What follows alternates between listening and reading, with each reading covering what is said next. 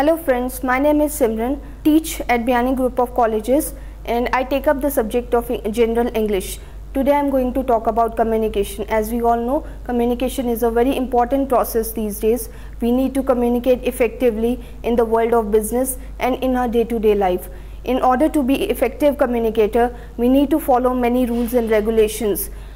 And first of all, we will take up the topic of communication, what communication actually is. It is the transfer of information from one person to another. We need to transfer our ideas, concepts, information to the other person, and that idea or concept should be understandable to the receiver in order to make it more understandable. So the process of communication involves these steps: sender, message, then transmission, recipient, receiver, and the feedback. Sender. The sender is the person who sends the message. He first develops an idea into his mind what he is going to convey to the other person. That idea is developed into a message. That is the encoding. Encoding means developing an idea. Any kind of idea or the concept is developed into the mind of the sender. If he gets the clear idea what he is going to convey, then only he will be able to convey that properly. Then is the transmission. Transmission is sending of the message through some appropriate media. It can be newspapers, television, telegraph, etc. It can also be non-verbal, like with the use of some kind of gestures or expressions. We transmit the idea from one person to another. That is known as transmission. And we should be able to select the appropriate media through which we are going to transmit that message. Next is the decoding. The receiver receives the message, then he has to do the decoding of that message. Decoding means interpreting the message, to understand the message in a more clear way.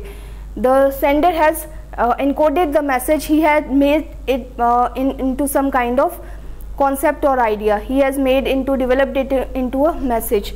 Then what he does, the recipient, when he gets the message, he has to decode it, he has to interpret that message. Then only the receiver will be able to get a clear meaning what the sender wants to say. The last step is the feedback. Feedback is whatever the receiver has understood, whatever the message he has understood, he has to give the feedback to the sender again. And that feedback is taken by the sender, and accordingly an appropriate action or the next step has to be taken by the sender. So this is all about the process of communication.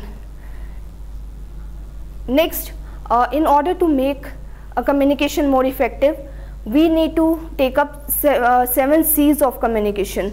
These are clear, concise, concrete, correct, coherent, complete, and courteous. All the 7 C's should be adopted by the speaker who wants to convey his information. These 7 C's make his communication more effective, more powerful. First is the clear. First of all, the sender should have a clear idea what he is going to tell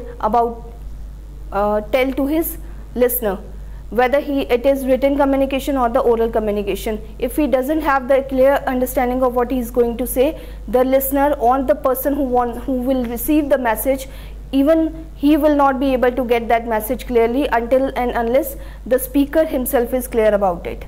So whatever information or whatever thing he is going to convey, that should be very much clear in his mind.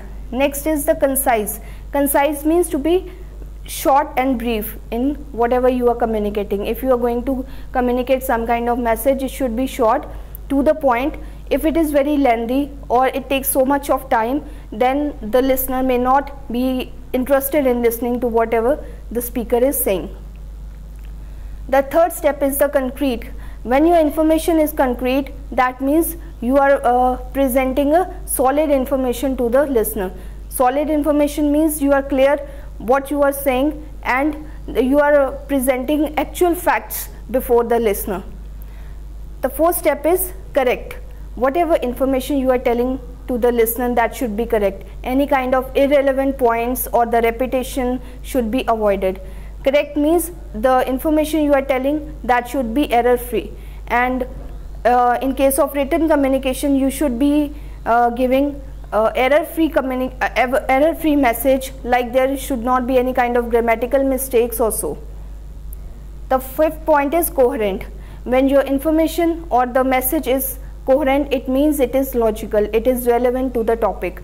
And if it is relevant to the topic, the listener or the person who is receiving the information, he will be able to get it correctly into his mind. And coherent means logical, the points should be interrelated and they should be on the topic you are talking about. The sixth step is complete. Complete means you should not avoid any kind of important information that is related to that topic. Complete, it should be complete, like any kind of relevant points or main points should be included, and the whole topic should be complete so that it is understandable to the receiver. Courteous. Courteous means this is the last C of communication and it is also a very important part of it. Courteous means your language should not be rude, it should be very kind and friendly. If you are communicating through letters or you are doing written or oral communication, in all the ways, courteous is an important point to be followed. You should not be rude, you should be very friendly while writing while giving information. So this is all about communication, and I think it will make, if you follow all these points, it will make your communication very much effective in day-to-day life. Thank you very much.